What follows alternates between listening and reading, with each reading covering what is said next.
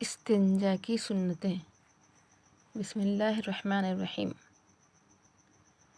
رسول اللہ صلی اللہ علیہ وسلم جب بیت الخلاء جاتے تو اپنے اس انگوٹھی کو نکال لیتے جس میں اللہ کا ذکر ہو۔ رسول اللہ صلی اللہ علیہ وسلم جب قضائے حاجت کے لیے جاتے تو اپنا جوتا پہن لیتے اور اپنا سر ڈھانپ لیتے تھے۔ رسول اللہ صلی اللہ علیہ وسلم جب قضائے حاجت کے لیے بیٹھتے تو ریت یا مٹی یا درخت وغیرہ کی آڑ لے لیتے تھے۔ رسول اللہ صلی اللہ علیہ وسلم بیت الخلاء جاتے وقت اپنے بائیں پیر کو مقدم رکھنا یعنی آگے رکھنا، اور جب بیت الخلاء سے نکلتے تو اپنے دائیں پیر کو مقدم رکھتے۔ رسول اللہ صلی اللہ علیہ وسلم جب استنجا کے لیے جاتے تو وہ چیزیں استعمال کرتے جو نجاست کو زائل کرنے والی ہو، جیسے پانی، پتھر، مٹی کے ڈھیلے وغیرہ۔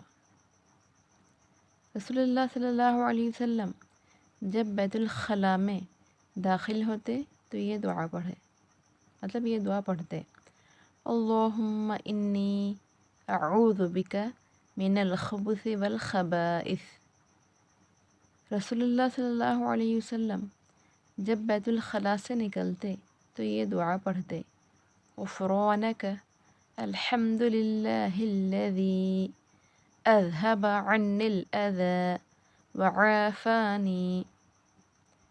اس دعا کو پڑھنے سے بنی آدم کی شرمگاہوں، بنی آدم سے مراد آدم علیہ السلام کی تمام اولاد یعنی ہم لوگ تمام امت محمدیہ، بنی آدم کی شرمگاہوں اور شیاطین کی آنکھوں کے درمیان پردہ حائل ہو جاتا ہے۔ یعنی بیت الخلاء جاتے وقت کی دعا پڑھ کے جب ہم جاتے ہیں تو شیطان اور ہمارے درمیان ایک پردہ حائل ہو جاتا ہے۔ رسول اللہ صلی اللہ علیہ وسلم اپنے بائیں ہاتھ سے استنجا کرتے تھے، بائیں ہاتھ یعنی لیفٹ ہینڈ۔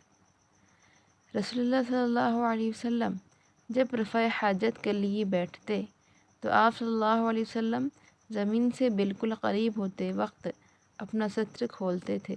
پہلے زمانے میں ٹوائلٹ وغیرہ نہیں ہوتا تھا، دور جا کر صحرا میں یہ تمام چیزوں کا انجام دیا جاتا تھا۔ یہ سب باتیں اسی لیے بیان کی گئی ہیں۔ رسول اللہ صلی اللہ علیہ وسلم جب رفع حاجت کے لیے بیٹھتے تو قبلے کی طرف نہ منہ کرتے اور نہ پشت کرتے۔ تو یہ تمام باتیں جب ہم ٹوائلٹ کو جا رہے ہیں تو ان کا خیال رکھنا چاہیے۔ رسول اللہ صلی اللہ علیہ وسلم جب رفع حاجت کے لیے بیٹھتے تو اپنے بائیں پاؤں پر بوجھ ڈال کر بیٹھتے۔ جب بھی ہم ٹوائلٹ میں بیٹھیں گے تو جو لیفٹ لیگ رہے گا اس پہ زیادہ وزن ڈالیں گے تو مطلب جو بھی چیز نکلے گی اس کے نکلنے میں آسانی ہوگی۔ تو یہ بھی ایک سنت طریقہ ہے۔ رسول اللہ صلی اللہ علیہ وسلم جب پانی سے استنجا کرتے تو استنجا کے بعد بائیں ہاتھ کو زمین پر رگڑ کر دھوتے تھے۔ رسول اللہ صلی اللہ علیہ وسلم جب پیشاب کے لیے بیٹھتے تو اکڑو بیٹھتے اور رانوں کے درمیان کافی فاصلہ چھوڑتے۔ رسول اللہ صلی اللہ علیہ وسلم غسل کی جگہ پیشاب کرنے سے منع کرتے تھے یعنی حمام وغیرہ، کیونکہ اکثر وسوسے اسی سے پیدا ہوتے ہیں۔